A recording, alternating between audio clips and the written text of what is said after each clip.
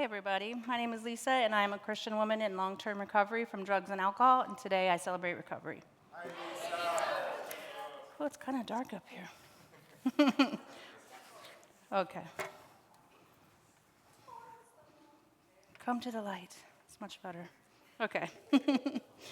um, Forgive me, I'm going to be looking down and reading. I was born into a very poor family, and I have 6 brothers and sisters, and sadly, every one of us has struggled with some kind of addiction or alcoholism. I have lost my 2 oldest brothers to addiction, both within the past 5 years. I began using when I was 12 years old. The moment I tried drugs, I felt accepted. It made me feel like I could finally be the real me, like I was the life of the party instead of the shy, quiet girl I had always been. Life started to move very fast after that. At 17, I became a mom to my son Michael, and I was so young and I had no idea how to be a mother. After Michael was born, the drugs I used got harder, and before I knew it, his childhood had passed by in the blink of an eye, but it probably didn't feel that fast to him. Even though I was physically there, I wasn't really there. My addiction kept me in and out of jail. Because of that, Michael grew up in the same house as me, but without really having a mother. Thankfully, with the help of my mom and my sisters, my son grew up loved and cared for, even as my addiction got worse. I have been arrested 22 times between Collier County and Lee County for all kinds of things. One corrections officer in Lee County once said to me, "Miss Crampton, you know what we call you here?" I said, "What?" He said, "Job security. As long as you're out there, we have a job in here." I was so mad, mostly because it was true. Jail and that life had become normal to me. I had a short fuse, a bad attitude, and an anger toward the world. Deep down, I was ashamed of who I'd become, especially as a mother. I didn't know how to deal with those feelings, so my solution was more drugs, harder drugs, until I became a full-blown junkie. Eventually, Michael became an adult and moved away to Missouri. That broke my heart, but I knew he was better off far away from me. I wished I could say that was enough to make me stop, but it wasn't. I got worse. I never held down a job. I overdosed many times, and I had no idea that there was a God who had been keeping me alive through it all. I tried rehab, a few 28-day programs. I completed them, but it was never enough time. Each time I walked out, I was using again. Then I met my daughter's father, Ron. He was also an addict, just high-functioning and hardworking. He provided, and I stayed home and stayed high. The years just kept passing me by. One day, during one of my many stays in the David Lawrence Center, I found out that I was pregnant, and I was terrified to leave. I didn't know how I could protect my baby from my addiction, so instead of going home to Ron, I went to stay with my brother and basically locked myself away in his apartment for months. During that time, I didn't use, but I really wasn't working in recovery either. I just wasn't putting drugs in my body. When my daughter Emily was born, I thought this was my second chance to be a mom again. But when she was almost 1, I started using again. At first just a little, but before long, I was back where I hadn't been before, only worse. Once again, my mom and my sisters had stepped in to help me care for my child. The cycle of addiction and jail started all over again. I couldn't stop. I had accepted that this was just how my life would be, that I was defected, a lost cause. When Emily was 5, DCF was called. Up until that point, I had always told myself that I'm not that bad because I never lost my kids, until I did. I'll never forget that day. They told me if I failed another drug test that they would take her, and I did. When they came, I had to pack her bags, look at my little girl's face, trying not to cry. I promised her, "Mommy will get you back and it will be okay." She had no reason at all to believe me at that time, but in her little eyes, you can just see that she believed me. I'll never forget the look in her eyes. I had no idea how to do it, but I had promised her I would, and that was the most painful moment of my life. That moment broke me completely. That's when I hit my knees, and without words, my heart cried out to God, "Please help me." To a God I didn't know, to a God I thought couldn't possibly know me. The next thing I knew, my brother Adam, who worked at St. Matthew's House, pulled up to my house. He looked at me through tears and said, "Lisa, get into the truck. You're going to detox and then to a 1-year program, Jill's place." And me, the woman who had never listened to a person in her whole life, got in the truck. Off to detox I went. I was on so many psych meds and benzos that I had to stay for 2 weeks. When Adam picked me up, he said, now you have a violation of probation, so you have to turn yourself in. We'll be at court, and you'll go to your program tomorrow. And I said, Adam, it's a VOP. There's no way I'll see a judge tomorrow. I'll sit at least 45 days. He said, trust me and trust God. I turned myself in. I was so broken and defeated, I just said, okay, let's go. I turned myself in, and at 24-hour court, it just so happened that the same judge who had put me on probation was on the bench. People from St. Matthew's House were there to speak on my behalf. The judge released me to that program that day. It was a miracle. Soon I had found myself out on a farm in the middle of Alva. When I look back now, I can clearly see that when I hit my knees and my heart cried out to God, he began to move, and he moved swiftly. When I arrived at the program and the fog began to clear, I was in so much pain. My heart ached for everything I had done to my children. All I could see was Emily's scared little face and remember that I had the promise that I had made to her. At night, I would wake up at 3 a.m., always at 3 a.m. I would sit on my bunk and cry. My whole body would shake with sobs. But in that pain, at that hour, God met me there. That's where I truly met my Father. Every night I cried, and he comforted me. Even though I didn't deserve his comfort, that's where he showed me mercy.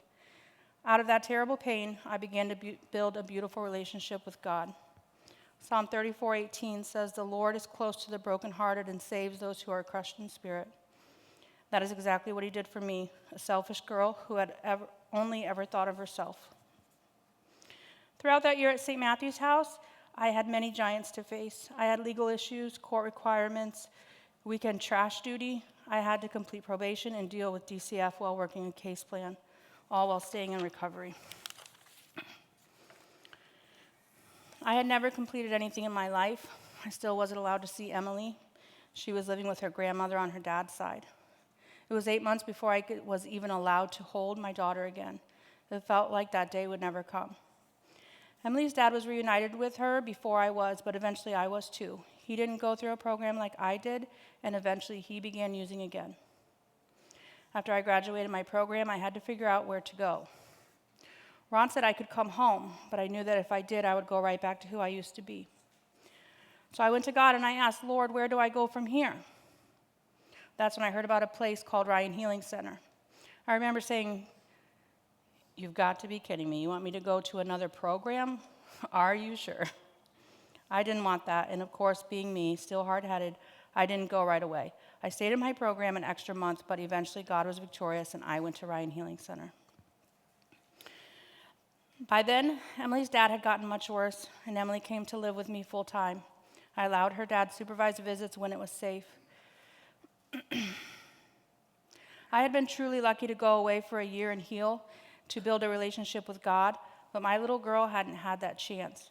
She came home with a lot of trauma and needed support and counseling. That's when I realized why God sent me to Ryan. There, Emily and I received counseling together, Transforming Prayer Ministry, TPM. Ryan was where I got to walk beside my daughter on her healing journey. Together we made great strides in mending our relationship and learning how to live as a true mother and daughter. Then came the heartbreaking news in October of 2023. Emily's father overdosed on fentanyl and passed away. Whatever issues we had, he was a good dad, and she loved him deeply. I stood beside my little girl as she said goodbye to her father, knowing that it could have been me. By God's grace and the work he had done in me, I was able to be there for her in her pain. I held her night after night and answered her questions. I was finally able to be a mother.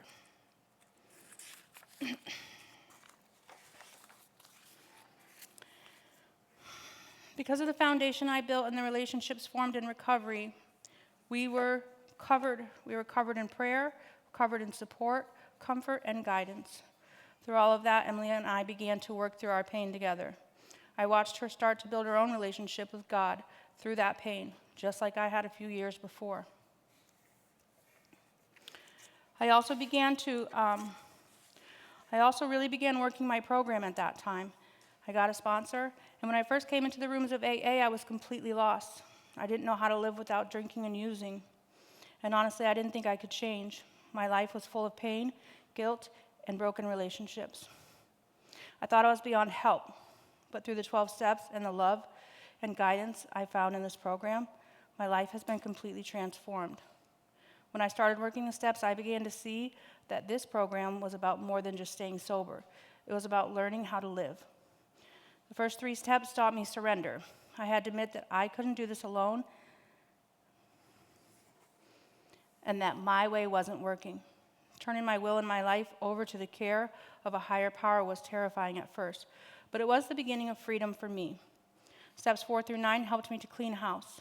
I faced parts of myself I had been running from for years. Making amends wasn't easy, but it lifted the weight of shame and guilt that I had carried for so long. Through those steps, I learned forgiveness, both for others and for myself. But the biggest change in my recovery came when I started truly practicing Step 11, sought through prayer and meditation to improve our conscious contact with God as we understood Him, praying only for the knowledge of His will for us and the power to carry that out. Before Step 11, I only prayed when I was in trouble. But now prayer and meditation are part of my daily life. Taking that quiet time each morning to connect with God centers me. It helps me start my day with peace instead of chaos. When I take time to listen, I begin to feel God's guidance instead of trying to force my own way. Working Step 11 has deepened my relationship with God. I've learned to trust God's plan is always better than mine. Because of the 12 steps, and especially Step 11, I have found peace, purpose, and relationship with God I never knew I needed. I'm still at Ryan Healing Center today and was hired full-time as a resident manager. This is where I get to give back, where I found my purpose. Sometimes it still amazes me that I am trusted to help guide these women. I'm honored to do it, and every day I try my best to be a good example of recovery and to show the same love of God that brought me back to life. One day I went to Lee County Jail to pick up a new resident who had been sentenced to our program. I walked up and said, "My name is Lisa Crampton, and I'm here to pick up so-and-so." They checked my credentials and said, "Okay, Ms. Crampton, just sign here where it says transporting officer." Shocked, I said, "I'm the transporting officer?" They said, "Yes." Mind blowing. Guess who's not job security for the Lee County Jail anymore? This girl. Almost 6 years ago, I needed a transporting officer, and now I am one. Things sure have changed. I had to stop and text my mom and sisters. Needless to say, they were so proud of me. God has been so, so good to me. Last year, I bought my first car all on my own. I walked into Toyota expecting them to laugh me out of the dealership. Instead, they handed me a loan and the keys to my beautiful Jeep that I absolutely love. Now, Emily and I are Jeepers. We take that thing on the trails, exploring God's beautiful creation and making memories together. No ducks allowed. When I graduated from my program, my son flew down to surprise me for the ceremony. He said, "Mom, I'm so proud of you. I can finally sleep at night now, knowing that you and Emily are okay." This program and God gave me my son peace. I was able to travel to Missouri to be part of my son's wedding. Even more exciting, he became a father, which means I'm a grandmother now. Back in 2020, I was so broken. All I wanted was to get my little girl back. That was my only goal, my only prayer. I couldn't see past it. But God. If He had only answered my prayer exactly as I had asked, I would have sold myself short. God had so much more in store for me, blessings beyond anything that I could have imagined. Today, I have beautiful relationships with my mom and my family. I get to share life with them and be a part of family events again. I have an amazing recovery family, women who have walked beside me through the hardest times and lifted me up when I couldn't stand. I have a strong relationship with my children, and they know that they can count on me to be their mom. Through working the 12 steps several times, I've learned to love myself and forgive myself for the past. I will not regret the past nor wish to shut the door on it because it's what brought me to God. I pray I never forget the pain that brought me to such desperation because it was there that I finally let God in. Philippians 1:6 says, "He who began a good work in you will carry it on to completion until the day of Christ Jesus." God has surely began a good work in me, and He's not done yet. Thanks so much. Dead.